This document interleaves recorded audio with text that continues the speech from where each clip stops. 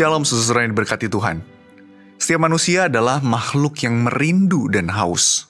Ada sebuah kehausan yang dalam sekali yang dialami oleh manusia yang tidak dapat dijawab dan tidak dapat dipuaskan selain oleh Allah, pencipta manusia itu sendiri. Tidak ada satupun hal di dalam dunia yang sanggup mengisi kehausan itu. Salam jumpa dalam program Tuhan adalah Gembalaku. Saudara, setiap hari kita pasti mengalami yang namanya rasa haus. Ketika kita beraktivitas, ketika kita bekerja, ketika kita bergerak, lalu kemudian metabolisme tubuh kita bekerja, kita pasti otomatis merasa haus dan membutuhkan cairan untuk menghidrasi tubuh kita. Saudara, ketika rasa haus itu timbul, seringkali minuman yang kita cari adalah minuman-minuman yang manis ya saudara ya. Memang kelihatannya minuman yang manis itu menarik. Tetapi menariknya, ketika kita minum minuman itu, kita justru malah akan semakin merasa haus. Ketika dikonsumsi, kandungan gula yang tinggi di dalam minuman tersebut justru membuat tubuh harus bekerja lebih keras untuk menyeimbangkan kadar gula darah, dan cairan tubuh malah semakin cepat terbuang. Kita yang awalnya berasa atau berharap untuk dipuaskan, justru semakin merasa kurang, semakin merasa haus. Padahal saudara, air putih yang kelihatannya jauh lebih sederhana, itulah justru yang kita butuhkan. Saudara, apa yang selama ini kita cari untuk memuaskan dahaga di dalam hati kita? Selama ini kita pikir kekayaan yang melimpah, rencana yang sepenuhnya terkendali, lalu kemudian kenikmatan yang tidak terbatas, itu bisa mengatasi kehausan terdalam yang kita alami. Tetapi seringkali, semakin kita menjadikan hal-hal tersebut sebagai pemuas dan jawaban dari kerinduan kita, kita justru semakin merasa kurang, semakin merasa bahwa ada yang kosong di dalam hidup kita. Seorang filsuf bernama Blaise Pascal pernah berkata bahwa di dalam hati manusia itu ada semacam lubang yang hanya bisa diisi oleh Allah saja. Ketika kita mengisinya dengan hal-hal yang lain selain Allah, kita justru akan semakin merasa kosong, semakin merasa kurang. Hanya Allah saja yang bisa memenuhi kerinduan terdalam, kehausan terdalam di dalam hati kita. Saudara, mari saat ini kita melanjutkan perenungan kita dengan membaca Pengkhotbah pasal yang ke-6 ayat 7 sampai yang ke-12. Segala jeripaya manusia hanya untuk mulutnya, namun ia tidak pernah merasa puas. Sebab, apa keuntungan orang berhikmat dibandingkan dengan orang bodoh? Apa keuntungan orang miskin yang tahu berperilaku di hadapan orang? Lebih baik yang sudah tampak di depan mata daripada menuruti nafsu. Ini pun kesia-siaan dan usaha menjaring angin. Apapun yang ada, sudah lama disebut namanya dan siapa manusia sudah diketahui. Ia tidak dapat berperkara dengan yang lebih kuat daripadanya. Sesungguhnya makin banyak kata-kata, makin banyak kesia-siaan. Apakah faedahnya untuk manusia? Sebab, siapakah yang mengetahui apa yang baik bagi manusia sepanjang hari-hari hidupnya yang pendek, yang ditempuhnya seperti bayangan? Siapakah yang dapat mengatakan kepada manusia apa yang akan terjadi di bawah matahari sesudah dia? Ketika pengkhotbah berkata bahwa segala jeripaya manusia hanya untuk mulutnya, artinya Tuhan sebetulnya menyediakan berkat-berkat jasmani untuk menopang hidup kita, saudara. Makanan, uang, hiburan, itu Tuhan sediakan untuk menjaga kehidupan kita agar tetap berjalan. Tetapi semuanya itu tidak bisa memenuhi kerinduan terbesar atau terdalam di dalam hati manusia. Nah saudara, masalahnya manusia itu seringkali menempatkan berkat-berkat jasmani sebagai sesuatu yang paling berharga di dalam kehidupannya. Seolah-olah berkat-berkat jasmani ini bisa memberikan rasa aman, rasa puas yang sempurna, begitu ya, rasa puas yang sejati, kedamaian, dan lain sebagainya.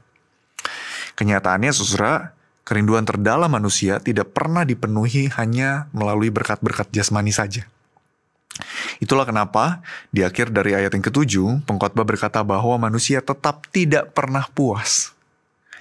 Dia tetap akan merasa bahwa hidupnya ini tidak akan ada artinya. Hidupnya itu selalu ada yang kurang dan menginginkan lebih. Saudara, ini bisa terjadi kepada siapapun, mulai dari orang bijak dan orang yang bahkan miskin yang pandai menempatkan dirinya di hadapan orang lain, seperti yang dikatakan pengkhotbah di ayat yang ke-8. Saudara, ketika kita melihat berkat jasmani sebagai pemberi makna atau sesuatu yang paling penting di dalam kehidupan kita, kita hanya akan hidup seperti orang buta, saudara. Kita tidak bisa melihat bahwa berkat-berkat yang Tuhan berikan ini hanyalah sesuatu yang Tuhan berikan untuk menopang kehidupan kita, untuk memelihara kehidupan kita. Di ayat yang 9, pengkhotbah seolah-olah ingin berkata bahwa manusia seharusnya melihat berkat-berkat itu sebagaimana adanya dia disediakan oleh Tuhan. Itu bukan Tuhan yang memberikan kita kelegaan dan kepuasan yang sebenarnya. Berkat-berkat jasmani itu bukan Tuhan, saudara. Pada akhirnya memang semua masalah itu selalu berasal dari dalam hati kita. Ketika yang ada di dalam hati kita bukan Tuhan, kita itu hanya seperti seekor hamster yang berlari di sebuah roda putar. Kita seolah-olah berlari, saudara. Tetapi sebetulnya kita justru tidak mendapatkan apa-apa. Ironis ya, saudara. Tetapi faktanya itulah yang terjadi seringkali kepada setiap kita. Di akhir dari bagian ini, pengkhotbah mengajak kita untuk menjalani hidup yang bijak, saudara. Bukan sia-sia. Dia menyadari bahwa hidup manusia itu terbatas dan waktu manusia untuk hidup itu sangat pendek. Apa artinya, saudara, hidup dengan bijak? Hidup dengan bijak artinya hidup dan melihat dunia dengan perspektif Allah. Dengan kacamata Tuhan dan menyadari bahwa kita ini terbatas. Melihat bahwa berkat jasmani itu adalah pemberian Tuhan buat hidup kita, bukan pemuas dari kerinduan kita. Sebaliknya, saudara, menjalani hidup yang sia-sia itu berarti memaksa keluar dari desain Allah dan membiarkan diri kita untuk masuk di dalam pengejaran yang sia-sia. Salah satu kutipan yang terkenal dari Agustinus adalah, di dalam rancangan Tuhan, hati manusia akan selalu gelisah sampai ia menemukan perhentiannya di dalam Tuhan. Saudara, apakah kita lelah dengan kesia-siaan dan hidup yang selalu haus, hidup yang selalu hampa? Maukah saudara hidup dan menjalani apa yang Tuhan berikan di dalam hidup ini dengan ketenangan dan kepuasan? Kalau saudara mau, mari kita belajar untuk membiarkan hidup kita diisi dan dipimpin oleh Tuhan sepenuhnya. Bukan hanya menjadi yang nomor satu, saudara, tetapi yang satu-satunya. Yesus pernah berkata bahwa Dia adalah roti hidup, Dia adalah air hidup. Maka hanya Tuhan saja yang bisa memberikan kita kepuasan yang sejati. Hanya Dia saja yang bisa memberikan kita kedamaian. Ketika hanya Dia yang sungguh-sungguh bertahta di dalam hidup kita, disitulah kita dapat menemukan kedamaian. Bahkan ketika sekalipun hidup kita dilalui dengan krisis, dengan ketidakpastian, dan masalah yang selalu ada. Amin, saudara. Mari kita sama-sama berdoa. Bapa di surga, kami tahu bahwa kami didesain untuk selalu melekat kepadamu, untuk selalu merindukan Engkau.